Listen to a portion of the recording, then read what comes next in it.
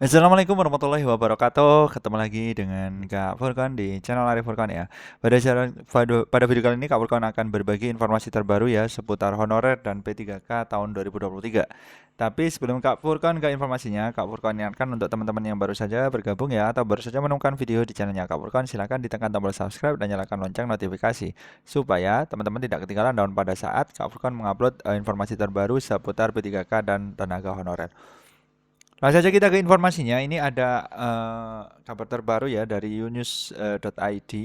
Ini ada 6 golongan kategori honorer 35 tahun ke atas ini resmi diangkat menjadi ASN. Apa saja? Berikut penjelasannya. Oke. Ini ada kabar gembira ya, Bapak Ibu Guru ya, untuk teman-teman honorer ya yang usianya 35 tahun ke atas itu akan diangkat jadi ASN ya. Ini kabar baik lah istilahnya ya, Bapak Ibu Guru ya. Syukur alhamdulillah kami haturkan kepada para tenaga honorer yang telah berusia 35 tahun ke atas. Di sini informasi ini sudah pasti membuat rekan-rekan honorer lega yang membahagiakan. Mimpi mereka untuk menjadi abdi negara pada tahun 2023 akan segera menjadi kenyataan. Alhamdulillah. Oke, jadi ini 35 ke atas itu menjadi prioritas ya. Ini menjadi prioritas. Tetapi nanti ada syarat-syarat yang harus dipenuhi ya. Tidak serta-merta 35 ke atas langsung, enggak. Ada syarat-syarat khususnya.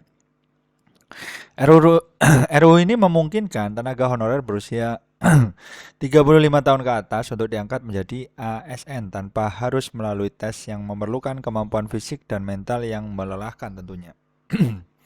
Namun di sini Bapak Ibu bisa lihat, tentu saja hal ini menimbulkan pertanyaan mengenai nasib tenaga honorer yang lebih muda, yaitu mereka yang berusia antara 20 sampai 34 tahun. Apa mereka juga akan diangkat menjadi ASN PNS tanpa tes? Nah, ini kita juga belum tahu ya Pak Guru ya. Apakah mereka akan dihapuskan atau dibiarkan dalam status honorer? Seperti yang kita ketahui tanggal apa? Bulan November 2023 itu adalah batas akhir ya tenaga honorer sebelum dihapus nantinya. Tapi nanti kita tidak tahu kebijakan pemerintah kan nanti bisa berubah-ubah. Hal ini menjadi topik menarik untuk dibahas. Mari kita simak penjelasannya berikut ini. Seperti itu.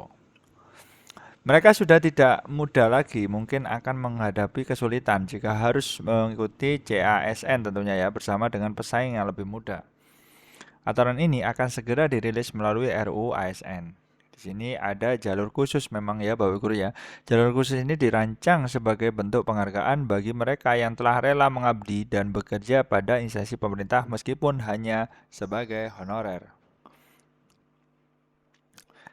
Namun, tidak semua honorer ya, Bapak Guru ya, dalam keenam bidang prioritas tersebut langsung diangkat menjadi PNS tanpa tes.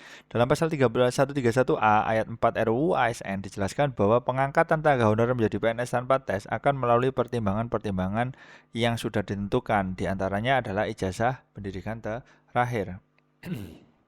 Selain itu, terdapat syarat-syarat yang harus dipenuhi agar menjadi prioritas untuk diangkat menjadi PNS tanpa tes, sebagaimana diatur dalam Peraturan Pemerintah Nomor 48 di tahun 2005. Tenaga honorer dengan usia maksimal 46 tahun yang memiliki masa kerja minimal 20 tahun di suatu instansi pemerintah.